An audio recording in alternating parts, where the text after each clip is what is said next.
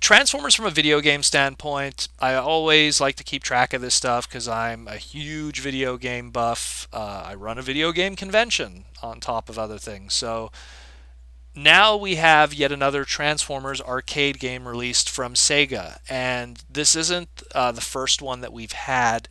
If you've gone to, like, at least for me, if you've gone to places like amusement center, like big amusement centers, or like a Chuck E. Cheese kind of ticket dispensing kind of centers, those kind of arcades, family fun centers, I guess is the best way to put it, you probably at some point have come across Transformers Human Alliance, the arcade game. And this game has been out for, I want to say, about a good 3-4 years now. And it's a pretty decent game, actually. It's a pretty fun game.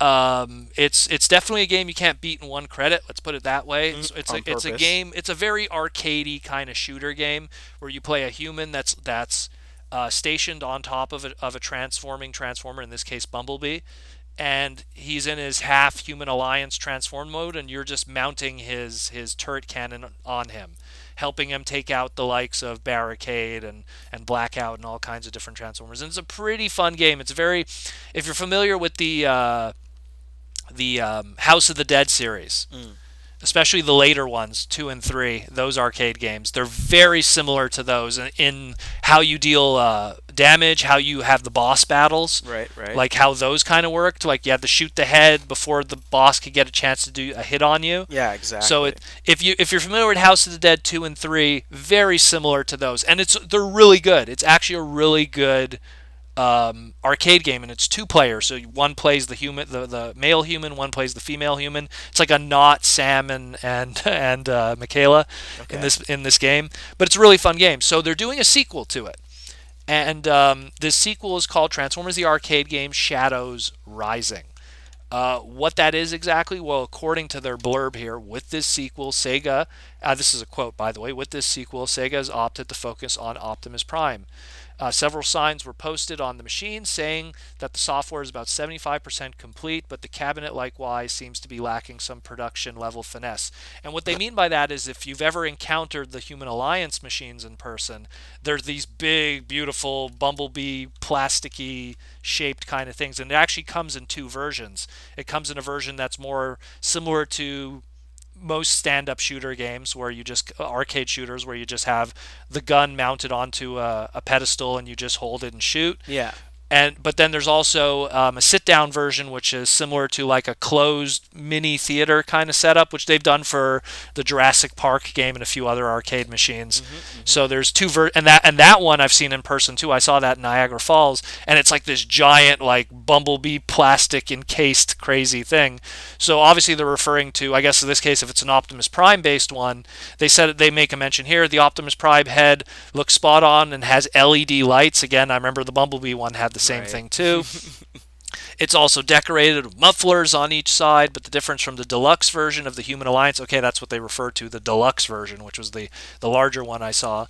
The back of the game is flat and currently is using frosted acrylic for the windows.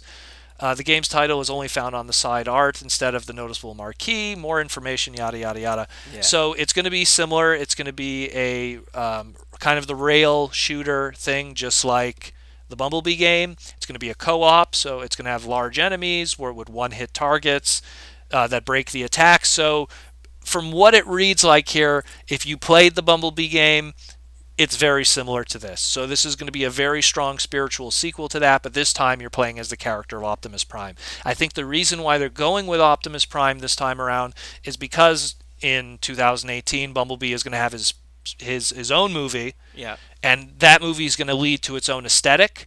So I think they want to keep to that more modern aesthetic, so they're going to stick with Optimus Prime, while the Bumblebee movie does its own thing in the 80s aesthetic and those characters that are available in it. Makes sense. There's no announcement date yet. They just talk more or less about the engine that's used, which is similar to the engine of the previous game. But that's, it's coming, and it's coming for late 2018, essentially. That's all they know.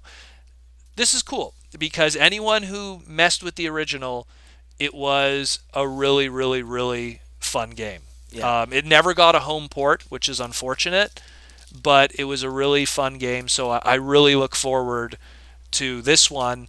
Where it'll show up, like I said, if you have an equivalency of a family fun center or some kind of big touristy kind of place that has arcade machines and stuff, that's usually where those kind of machines show up. I Mm-hmm. know we have arcades here in our city of Montreal, but it doesn't have those machines because we don't have those kind of locations. I think the forum might have this kind of Yeah, game. well, I that's could just see it. them Like we having have that. something called the Forum, which is where the Montreal Canadiens used to play back in the day, and they have some of that more tickety family fun center kind of arcade. So it's a possibility it might be there. It could be wrong, but the point is that that's where you'll usually find these machines because these are the more larger, flamboyant machines. These aren't the more simple arcade cabinet game stuff. So definitely before this one rolls out, try to find the original Bumblebee one so you can get an idea of what you'll be messing with here, and you'll definitely be in for a good time.